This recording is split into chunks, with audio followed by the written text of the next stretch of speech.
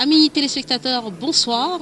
Ravi de vous retrouver dans ce nouveau numéro d'En route pour la CAN 2015, Égypte vs Sénégal. Alors aujourd'hui, notre invité s'appelle Cheikhou Kouyaté, le milieu de West Ham, international sénégalais, que nous avions perdu de vue pour cause de blessure, mais qui a bien et bel et bien retrouvé sa place au sein de la tanière. Bonsoir Cheikhou. Bonsoir, Mam. Alors déjà, la première question, comment tu te sens physiquement? Je ne suis pas encore à 100%, mais normalement, d'ici un ou deux matchs, je serai au top. Là, maintenant, j'ai repris les matchs il y a 2 semaines, contre City, contre Sock, et la semaine passée contre Aston Villa à la maison. Maintenant, je commence à retrouver mes marques. J'espère bien que voilà, ça va revenir vite parce que là, je suis impatient. Bien sûr. Alors, Cheikhou, vous êtes resté quelques semaines off, on va dire. Vous avez eu une blessure. Est-ce que vous pouvez un peu revenir sur la nature de votre blessure? Ouais, c'était par rapport au match que j'avais joué. J'avais joué trop de matchs et il y a un moment que j'ai senti une gêne. Après, je l'avais dit au coach, je lui ai dit ouais, je sens une petite gêne et tout. Il m'a dit non, c'est pas grave, tu vas pouvoir jouer. Et voilà, comme moi, je suis têtu. On a joué contre Liverpool à la maison. Et en premier mi-temps, je sentais ce gêne. Et il y a un moment, on m'a dit de sortir. Donc le kiné, le médecin, il m'a dit de sortir. Et voilà, je me suis fait emporter par mon envie de jouer et mon envie de gagner. Et voilà, c'est des choses qui arrivent. Mais bon, maintenant, c'était un manque d'expérience et je sais bien que ça ne va plus arriver dans le futur. Mais Cheikhou, vous êtes coutumier des faits. Je me souviens le match Sénégal-Ouganda au Maroc. Vous êtes venu, vous aviez pratiquement une blessure à la cuisse et vous avez joué ce match.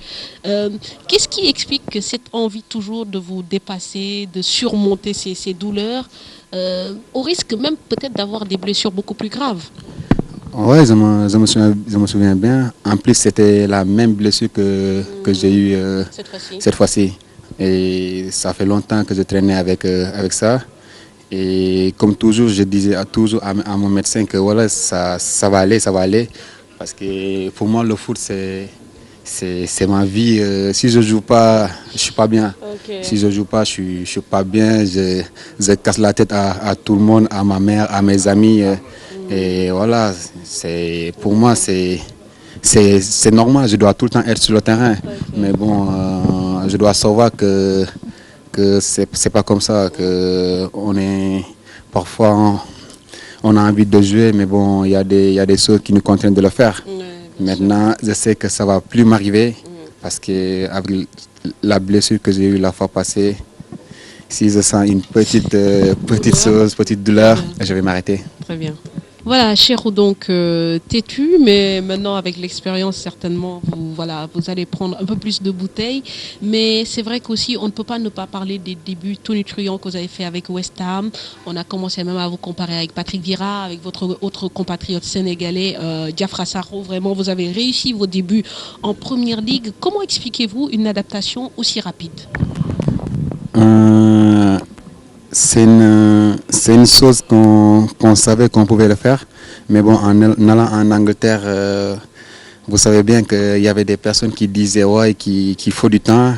Parce que quand tu me vois comme je suis je me dis ouais, il va se faire défoncer là-bas. Ouais. Et voilà, je me suis dit, il y a des gens qui ne me connaissent pas et il fallait que je leur montre de quoi je suis capable. Mais bon, ce n'était pas en parlant, c'était des actes, il fallait le montrer sur le terrain. Mais j'ai eu des débuts difficiles, surtout pendant les entraînements. Okay. J'étais tellement fatigué que je dormais tout le temps. Et il y a un moment, Momo Diame m'a dit, Cheikh, tu dors tout le temps, tu marches et tu dors, tu marches et tu dors. Je lui ai dit, Momo, j'arrive pas. Et il y a un moment, je voulais arrêter. Ouais, sincèrement, il y a un moment, je voulais arrêter. J'ai dit, pourquoi non, j'ai dit, pourquoi jouer au foot? Là, j'ai jamais souffert comme ça dans ma vie. J'ai dit, pourtant, moi, je suis un battant, je suis un gagnant. Je lâche jamais, mais là, je ne pouvais pas. Okay. Et après, voilà, quand je parlais avec ma mère, et il m'a expliqué Il m'a dit c'est comme ça. Et mon père aussi il m'a dit c'est comme ça. Donc mon père il m'a dit t'es pas comme moi, t'es pas comme moi. Moi je suis un guerrier et toi t'es pas un guerrier. Et voilà, je me suis dit non, je suis un guerrier mais c'est tellement dur. Il m'a dit non, pense à nous, pense aux familles, pense aux gens qui t'aiment. Après ça va devenir le plus facile. Très bien. Et finalement, ça s'est bien passé après 3 semaines vraiment difficiles. Après la 4e semaine, ça a commencé à devenir un peu mieux. Okay. Et à une semaine de la reprise du championnat, je me sentais prêt. Sincèrement, je me sentais bien. Très bien. Alors, le rapport de confiance qu'a un coach comme Sam Allardyce avec les Africains, parce que vous n'êtes pas les premiers, on sait que El Hadji Diouf est passé par là. Il y a eu beaucoup de joueurs africains qui sont passés par West Ham. Est-ce que, justement, ça facilite un peu l'intégration? Oui, c'est sûr. Parce qu'il m'a appelé, il est venu me voir en Belgique et je devais venir parce que normalement je devais partir à Valence et à cause de lui je ne suis pas parti à Valence. Donc il m'a fait changer ma destination, il m'a dit ouais, viens en Angleterre. Avant je me disais non, qu'est-ce que je vais aller à West Ham? Je ne connaissais pas le club mais je savais que Momo jouait là-bas. Et je me suis dit qu'est-ce que je vais faire? Et quand je l'ai vu, je lui ai dit ok, ça va, je vais réfléchir. Et quand je suis parti à Dakar pour mes vacances, il m'a appelé. Je ne parle pas anglais. Et attends, il n'y avait que moi qui devais décider. Et quand je suis parti voir mon père, et je lui ai dit que ça m'a appelé et il veut que je parte signer. Donc, et quand j'ai dit ça à mon père était en larmes. C'est la première fois que je vois mon père en larmes. J'ai dit un guerrier a pleuré et tout. Et je me suis dit non. Comme mon père, ça lui a fait plaisir, il veut que j'aille en Angleterre. Donc pourquoi pas. Et quand je suis parti, j'ai vu Sam, on a parlé. J'ai parlé avec le président et voilà, ça s'est fait sur cette semaine comme ça et j'ai signé avant de revenir pour continuer mes vacances au Sénégal. Bien sûr. Alors Cheikhou, c'est vrai que tous les Sénégalais observent un peu plus West Ham grâce à vous et on est aussi heureux de voir qu'il y a une complicité qui est en train de naître avec un autre Sénégalais, Diafra Sakho. Alors j'ai entendu dire que vous passez votre vie dans votre appart en train d'apprendre des pas de danse. D'ailleurs ce qu'on a vu contre Manchester City, même si les pas de danse ne sont pas encore au point, mais c'est une bonne chose en fait d'avoir un autre Sénégalais dans le club. Ça fait plaisir parce que j'étais orphelin de Momo Diamé qui a quitté le club. J'ai tout fait pour que Momo reste, mais Momo il m'avait dit qu'il ne pouvait pas rester. Et c'est une décision que je respecte. Mais quand Diafra est venu, le courant est passé parce qu'on s'est vu une seule fois, c'était en sélection. Et le courant s'est passé comme ça. Maintenant, on est deux inséparables. On passe à la maison tout le temps à danser. Donc, c'est lui qui danse tout le temps. Donc, moi, je suis là, je suis assis. Il me dit, ouais, qu'est-ce qu'on va faire? J'ai dit, non, je suis là, laisse-moi tranquille. Il me dit, non, il faut qu'on fasse des pas de danse. J'ai dit, pourquoi? Il me dit, non, demain, je vais marquer. Okay. Avant de jouer chaque match, il me dit, non, demain, je vais marquer. Il faut qu'on fasse des pas de danse. J'ai dit, ok, ça va. Je vais te filmer et tu vas danser. Mais il ne savait pas que je le filmais et que tout le monde voyait. Oui, parce que ça fait quand même un peu le tour des réseaux sociaux, votre pas de danse. Mais quand même, c'est bien que voilà, deux jeunes qui évoluent dans un club anglais puissent se retrouver aussi en sélection nationale. Est-ce que vous lui avez prodigué justement des conseils, vous qui êtes plus expérimenté, qui avez plus de sélection par rapport à sa venue en équipe nationale? Oui, c'est sûr. On en a beaucoup parlé, même quand il n'était pas là. Il y a un moment même, on a failli même se prendre en main. Donc c'est comme ça. Lui, c'est un homme de vérité et moi pareil. Donc on se dit les choses comme ça, après c'est fait. Et il était déçu de ne pas être pris pendant il y avait des matchs. Et je lui dis c'est comme ça, mais bon, ton heure viendra. Mais comme c'est un garçon ambitieux, c'est un garçon qui a envie de beaucoup faire pour le Sénégal. Et je le comprends.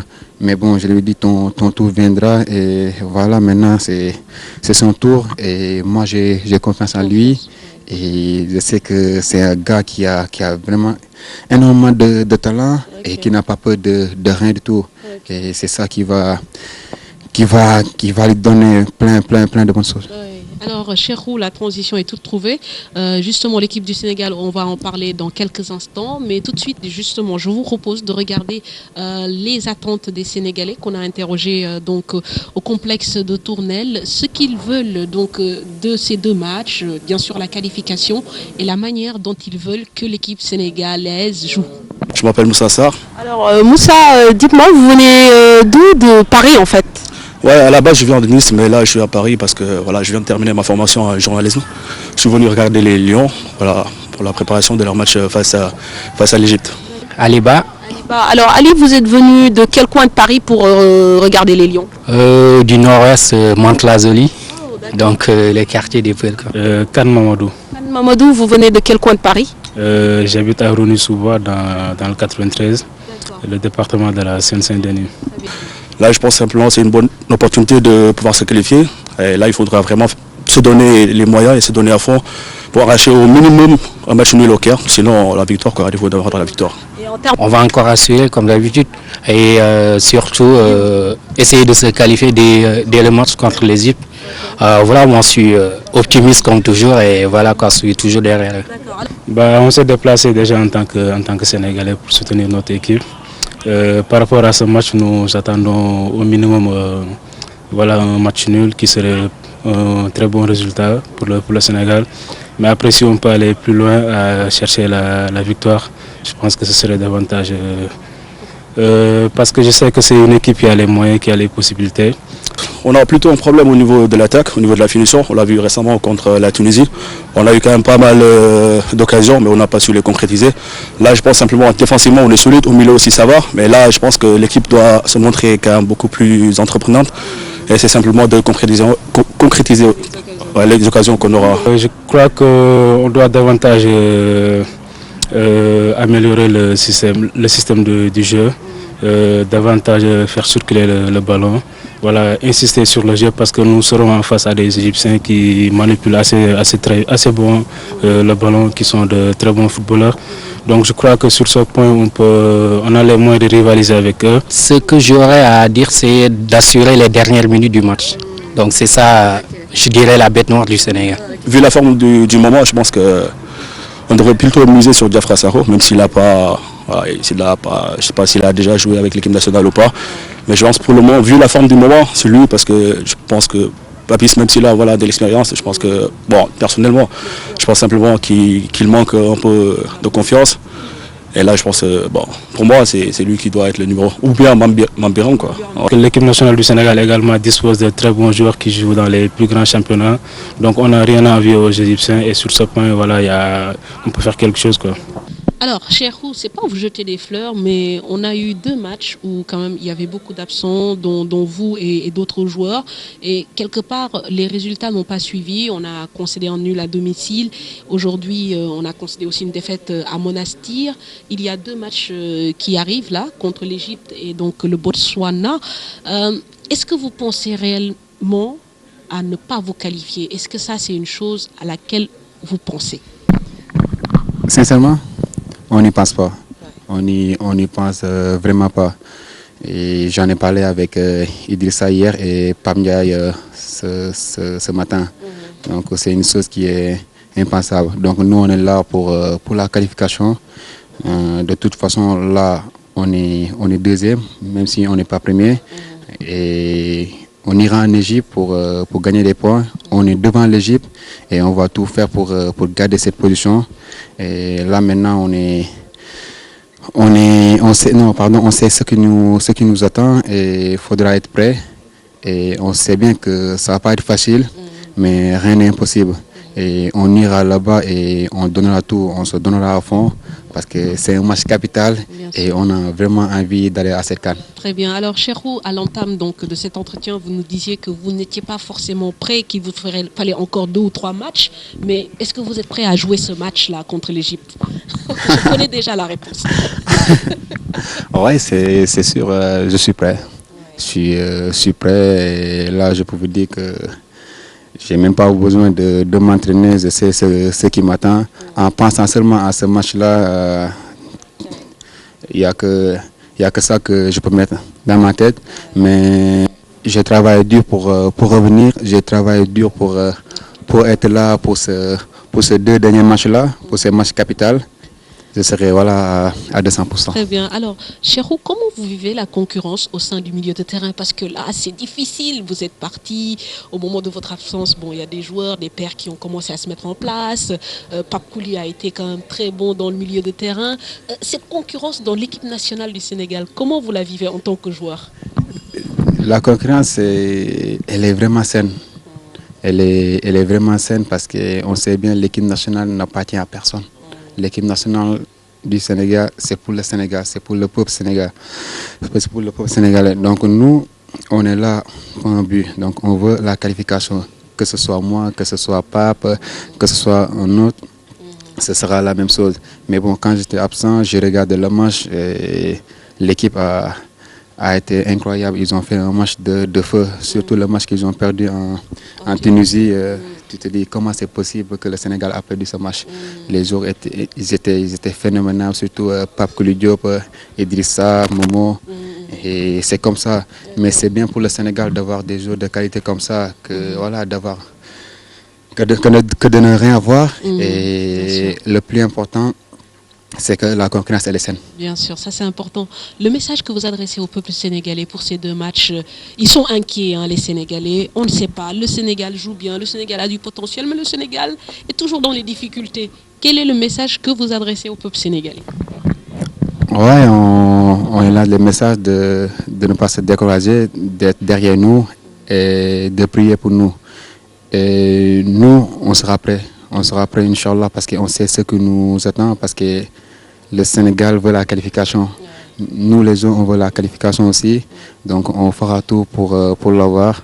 Et Inch'Allah, on espère vraiment aller au Sénégal et fêter ça. Bien sûr. Cheikhou, merci beaucoup. Merci beaucoup, man. Voilà, merci de nous avoir suivis dans ce nouveau numéro d'En route pour la CAN 2015. Excellente soirée, Hamza Diallo, Mam Fatundoy, depuis Roissy pour donc la TFM. Au revoir. Yagena.